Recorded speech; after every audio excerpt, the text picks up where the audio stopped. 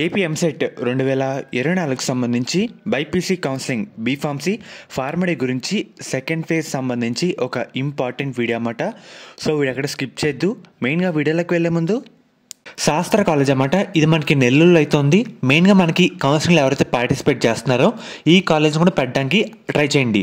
మెయిన్గా మనకి దీంట్లో శాస్త్ర pharmaceutical education research college and అలాగే ఉమెన్స్ సంబంధించి separate college, education research and అలాగే సెంటర్ కాలేజ్ అయితే ఉందన్నమాట. ఇలా మనకి 3 విధాలుగా కాలేజ్ అయితే ఉంటాయి. మీరు ఈ కాలేజీని పెట్టుకుంటే మనకి 100% సీట్ రావడానికి అవకాశం అయితే ఉంటుందన్నమాట.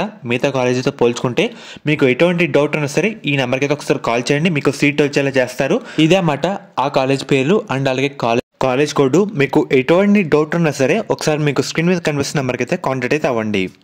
మెయిన్గా మనకి ఇదే ఫైనల్ ఫేజ్ అన్నమాట. ఇప్పుడు మీరు పెట్టే వెబ్ ఆప్షన్ బట్టి మీకు సీట్ రావాలన్నా వద్దన్నా డిసైడ్ చేస్తుంది.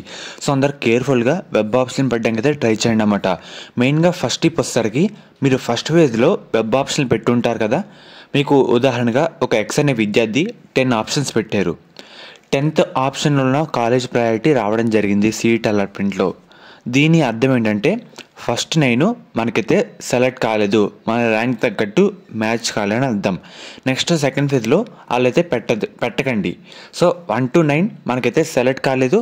తర్వాత 10th వచ్చేసరికి మ్యాచ్ అయింది కాబట్టి మనకి సీట్ అయితే అలాట్ చేశారు. 1 to 9 కాలేజ్ కూడా పెట్టయితే వేస్ట్. సో ఇలా అయితే క్యాలిక్యులేట్ అయితే చేసుకోండి అన్నమాట. అండ్ అలాగే నేను కామెంట్ సెక్షన్లో కూడా చాలా అబ్జర్వ్ చేశాను. ఫస్ట్ సీట్ అలాట్మెంట్ అయిన తర్వాత మంచి ర్యాంక్ వచ్చిన విద్యార్థులు కూడా 3 లేదంటే 2, 5 ఆప్షన్లు పెట్టి కూర్చున్నారు, వాళ్ళకి సీట్ రాలేదు. సో ఇలా అయితే మీరు చేయకండి. మనకి వెబ్ ఆప్షన్ పెట్టేందుకు ఎంతైనా ఇన్నైనా పెట్టుకోవచ్చన్నమాట. సర్టెన్ లిమిట్ అంటూ లేదు, ఇదైతే గుర్తుపెట్టుకోండి. చాలామంది విద్యార్థులు ఏంటంటే ఒక 50,000 ర్యాంక్ వస్తుంది, వాళ్ళంతా టాప్ కాలేజ్ పెట్టి మాత్రమే కూర్చుంటారు. సో అలా అయితే కాదు. మన ర్యాంక్కి అలాగే మన డీటెయిల్స్కి మ్యాచ్ కాకపోతే మనకి సీట్ అయితే రాదన్నమాట. సో మీరు క్లియర్గా చెక్ చేసుకోవాల్సింది ఏంటంటే వేకెన్సీ సీట్స్ ఫస్ట్ ఫేజ్ సంబంధించి మన ర్యాంక్ తగ్గట్టు క్లియర్గా అబ్జర్వ్ చేయండి అన్నమాట. మన ర్యాంక్ తగ్గట్టు ఏ కాలేజ్లో క్యాస్ట్ ఏంటి, ఎక్కడెక్కడ సీట్ వచ్చింది క్లియర్గా అబ్జర్వ్ చేసి పెట్టండి. అంతే తప్ప నాకు సర్టెన్ 30,000 ర్యాంక్ వచ్చింది, నాకు 5,000 టాప్ కాలేజ్లో ర్యాంక్ కావాలనుకుంటే రాదు అది. ఎందుకంటే మన ర్యాంక్ ఇంతగా వచ్చింది కాబట్టి కొంచెం జాగ్రత్తగా కేర్ఫుల్గా పెట్టడానికి అయితే ట్రై చేయండి. ఓన్లీ టాప్ కాలేజ్ మాత్రమే పెట్టద్దు. ఒకసారి చూసుకోండి, ఎక్కువ ఆప్షన్ పెట్టండి. మీకు సర్టెన్ పేపర్లో కోర్సులు అండ్ అలాగే కాలేజ్ కోడ్ క్లియర్గా చెక్ చేసుకొని ఒక ఆర్డర్ వైజ్ ఒక పేపర్ వర్క్ అయితే చేసుకోండి అన్నమాట. మీకు ర్యాంక్ వచ్చిన తగ్గట్టు కాలేజ్ అయితే సెలెక్ట్ చేసుకోండి అన్నమాట. అండ్ అలాగే మెయిన్గా ఎక్కువ ఆప్షన్ పెట్టడానికి అయితే ట్రై చేయండి. అండ్ అలాగే ఫస్ట్ ఫేజ్లో మీరు పెట్టిన వెబ్ ఆప్షన్లో కాలేజ్ రిపోర్ట్ అయితే చెక్ చేసుకోండి. మీకు ఎన్ని ఆప్షన్లు పెట్టారు, మీకు ఎన్నో ప్లేస్లో సీట్ అలాట్ అయింది, ఇలా చెక్ చేసుకోండి. దానికంటే ముందు కాలేజీలన్నీ వేస్ట్ అన్నమాట, అంటే మీకు మ్యాచ్ అయితే కావు. సో ఇదొక్క పాయింట్ అయితే గుర్తుపెట్టుకోండి. అండ్ అలాగే ఎక్కువ ఆప్షన్లు పెట్టండి, మీకు నచ్చినవి మాత్రమే పెట్టండి అన్నమాట. నచ్చలేని పెడితే అది వస్తే మనం వెళ్ళలేని సిచ్యువేషన్ అయితే ఉంటుందన్నమాట. సో ఇదైతే గుర్తుపెట్టుకోండి. అండ్ అలాగే వేకెన్సీ సీట్స్ అయితే చెక్ చేసుకోండి అన్నమాట. మీకు వేకెన్సీ సీట్స్ చెక్ చేసుకున్నప్పుడు మనకి 30,000 దగ్గర ఉన్న కాలేజ్ వస్తే తర్వాత మన ర్యాంక్ వచ్చేసరికి 30,000 అనుకోండి, 30,000 దగ్గరలో ఉన్న కాలేజీలు అండ్ అలాగే 35,000, 40 దగ్గరలో ఉన్న కాలేజ్ కూడా చెక్ చేసి మంచి కాలేజీలు అయితే పెట్టడానికి అయితే ట్రై చేయండి. సో పేపర్ వర్క్ అయితే చేసుకోండి. మనకి ఇంకా 1 day టైం ఉంది కదా, ఇవన్నీ రెడీ చేసుకున్న తర్వాత మీరు రేపు వెబ్ ఆప్షన్ పెట్టడానికి అయితే ట్రై చేయండి. డిస్ట్రిక్ట్ వైజ్ మీకు డిస్ట్రిక్ట్ వైజ్ కావాలి, డిస్ట్రిక్ట్ వైజ్ చూసుకోండి. అండ్ అలాగే ఖాళీ సీట్లు ఒకసారి చూసుకోండి.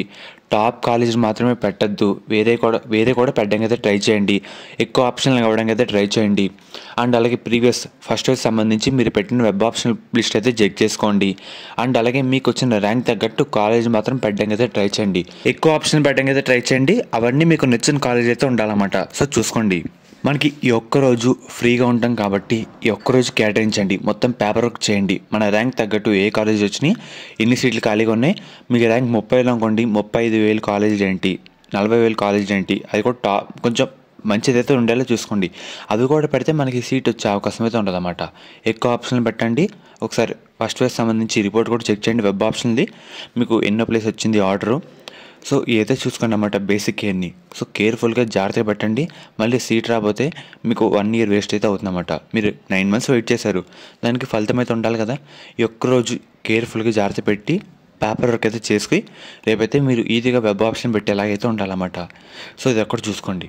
ఫర్దర్ మీకు ఎటువంటి డౌట్ ఉన్నా ఒకసారి కామెంట్ చేయండి. నాకు ప్రజెంట్ ఇప్పుడు ఎగ్జామ్స్ అయితే జరుగుతున్నాయి, రిప్లై అవ్వడానికి అయితే ట్రై చేస్తాను మీకు అందరికీ.